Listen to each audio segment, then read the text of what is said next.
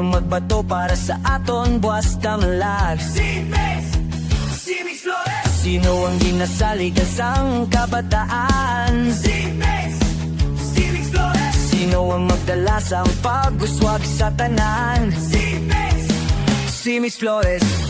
Si Mix ang sabat, si Mix ang botohon para sa Iloilo.